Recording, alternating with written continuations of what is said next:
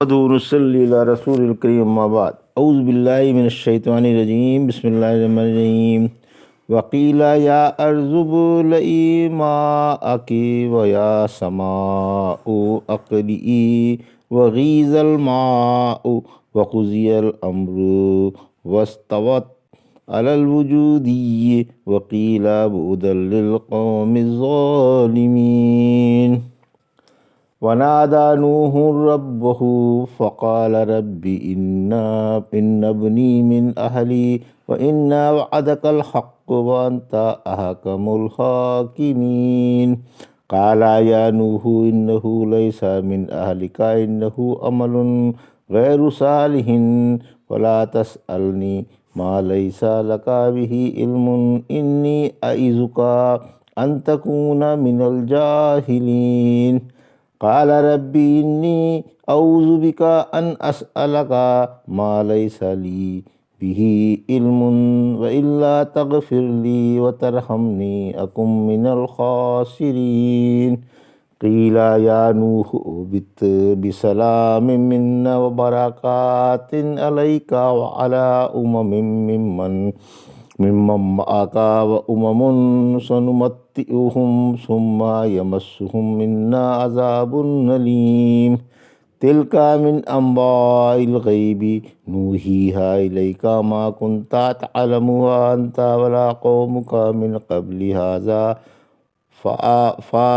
فاصبر إن العاقبة للمتقين۔ ابھی آپ نے سورہ ہود کی آیت 44 سے 49 کی تلاوت سماعت فرمائی۔ ان آیتوں کا ترجمہ اور تفسیر اس طرح ہے۔ وقیل یا ارض ابلعی ماءک ویا سماء اقلعی وغیض الماء وقضی الامر واستوت علی الجودی وقیل بعدا للقوم الظالمین۔ آیت 44۔ ترجمہ: حکم ہوا اے زمین اپنا پانی جذب کر لے، اور اے آسمان رک جا، پانی سوکھ گیا اور عذاب مکمل کر دیا گیا، اور کشتی جودی پہاڑ پر جا ٹھہری، اور فرمایا گیا کہ ناانصاف اللہ کی رحمت سے دور ہوں۔ یہ تھا ترجمہ سورہ ہود کی آیت 44 کا۔ تفسیر: عذاب کی آمد۔ جب زمین پر بسنے والے سب ڈوب گئے اور کشتی والے ہی بچے تو اللہ نے زمین کو حکم دیا کہ جس قدر پانی اب تک ابلا ہے اور اس پر چڑھا ہوا ہے وہ سب پی جائے، اور آسمان کو حکم دیا کہ بس کر، خبردار اب پانی کا ایک قطرہ بھی زمین پر نہ گرنے پائے۔ چنانچہ زمین سے رفتہ رفتہ پانی گھٹنے لگا۔ اللہ کے عذاب سے روئے زمین پر تمام رہنے والے ہلاک ہو گئے، ایک کافر بھی زندہ نہ بچا، اور کشتی پر اپنے سوار لے کر جودی پہاڑ پر رک گئی۔ ونادى نوح ربه فقال رب إن ابني من أهلي وإن وعدك الحق وأنت أحكم الحاكمين۔ آیت 45۔ قال يا نوح إنه ليس من أهلك إنه عمل غير صالح فلا تسألني ما ليس لك به علم إني أعظك أن تكون من الجاهلين۔ آیت 46۔ قال ربي إني أعوذ بك أن أسألك ما ليس لي به علم وإلا تغفر لي وترحمني أكن من الخاسرين۔ آیت 47۔ ترجمہ: اور نوح علیہ السلام نے اپنے رب سے دعا کی اور کہا، اے میرے رب، میرا بیٹا تو میری اہل میں سے ہے، اس میں کوئی شک نہیں کہ تیرا وعدہ قطعی سچا ہے اور تو سب حاکموں سے بہتر ہے۔ فرمایا، اے نوح، وہ تیرے گھر والوں میں سے نہیں ہے، اس کی حرکتیں اچھی نہیں ہیں، آپ کو ایسا سوال کبھی نہیں کرنا چاہیے جس کا علم نہ ہو۔ میں آپ کو جاہل نہ بننے کی نصیحت کرتا ہوں۔ بولے، اے میرے رب، میں اس بات سے تیری پناہ مانگتا ہوں کہ کسی ایسی چیز کا سوال کروں جس کا مجھے علم نہ ہو۔ اگر تو مجھے معاف نہیں فرمائے گا اور مجھ پر مہربانی نہیں فرمائے گا تو میں ٹوٹے والوں میں سے ہو جاؤں گا۔ یہ تھا ترجمہ آیت 45 سے 47 کا۔ تفسیر آیت 45، یام کے حالات معلوم کرنے کے لیے نوح کی دعا۔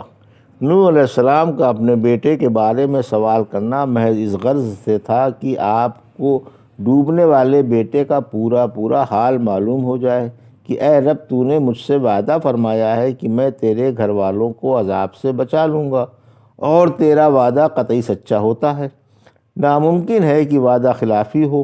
اب سوال یہ ہے کہ کیا میرا ڈوبنے والا بیٹا میرے گھر والوں میں سے نہ تھا؟ اور اگر تھا تو پھر کافروں کے ساتھ کیسے ڈوب کر ہلاک ہوا؟ باقی تیرے فیصلے کے آگے سر تسلیم خم ہے، تجھے اختیار ہے کہ تو جو چاہے کرے، دم مارنے کی گنجائش نہیں۔ آیت 46، فرمایا ہم نے تمہاری جس اولاد کو بچانے کا وعدہ کیا تھا اس میں یام شامل نہیں تھا۔ میں نے مسلمانوں کو بچانے کا وعدہ کیا تھا، کافروں کو نہیں۔ میں تو صاف کہہ چکا تھا کہ تمہاری اولاد میں سے بھی وہ ڈوبے گا جس پر میری بات سبقت کر چکی ہے۔ یام میرے علم میں انہی کافروں میں سے تھا جو کفر کی وجہ سے ڈوبنے والے تھے۔ آیت 47، جب نوح علیہ السلام کو معلوم ہو گیا کہ ان کا اپنے بیٹے کے بارے میں سوال کرنا رب العالمین کی منشا کے خلاف تھا تو آپ نے اپنے رب سے معافی چاہی۔ قیل یا نوح بسلام منا و برکات علیک وعلی ممن معک وامم سنمتعہم ثم یمسہم منا عذاب علیم۔ آیت 48،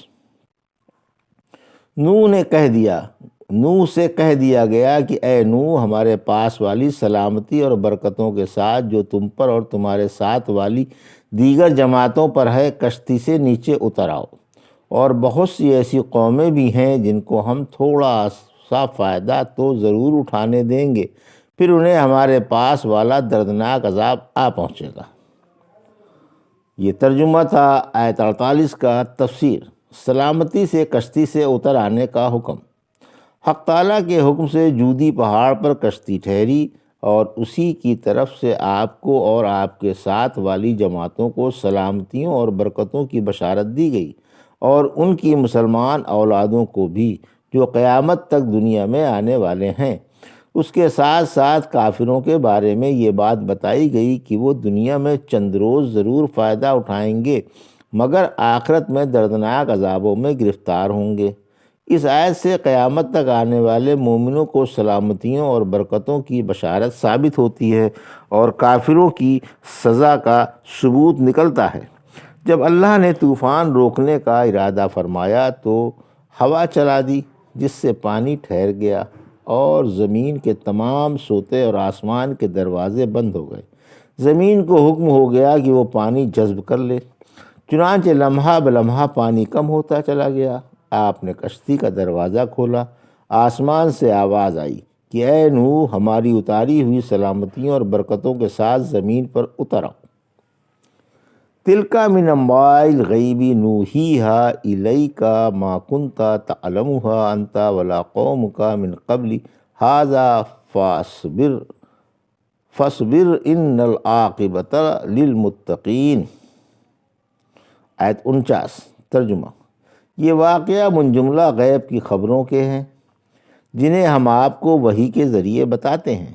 اس سے پہلے اس واقعے سے نہ آپ واقف تھے اور نہ آپ کی قوم، لہٰذا آپ صبر کرتے رہیں اور یاد رکھیں کہ حسن انجام اللہ سے ڈرنے والوں ہی کے لیے ہے۔ یہ ترجمہ تھا آیت 49 کا۔ تفسیر آیت 49، گزشتہ واقعات کی اطلاع رسالت کی تصدیق ہے۔ نبی صلی اللہ علیہ وسلم سے خطاب ہے کہ نہ صرف یہ واقعہ بلکہ اور صدہا واقعات آپ کے سامنے پیش نہیں آئے، بلکہ پہلے زمانے کے واقعات ہیں جن کی اطلاع آپ کو وحی کے ذریعے کی جاتی ہے، اور آپ ان واقعات کو لوگوں کو اس طرح سنا دیتے ہیں جیسے آپ نے ان کو اپنی آنکھوں سے مشاہدہ کیا ہے۔ بلکہ اگر گہری نگاہ سے دیکھا جائے تو وحی سے جو واقعات بتائے جاتے ہیں وہ آنکھوں دیکھے واقعات سے کہیں زیادہ صحیح ہوتے ہیں۔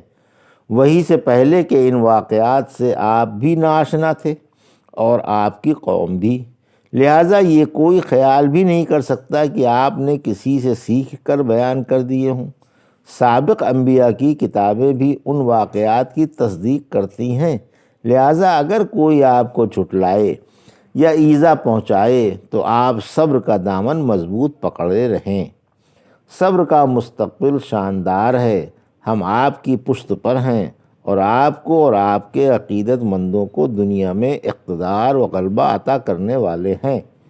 آخر میں آپ ہی کا غلبہ ہوگا اور مسلمانوں ہی کو قابل رشک کامیابی نصیب ہوگی۔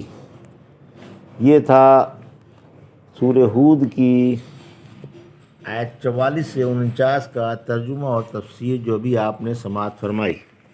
بارک اللہ لی و لکم فی القرآن الحکیم و نفعنی وایاکم بآیات الذکر الحکیم۔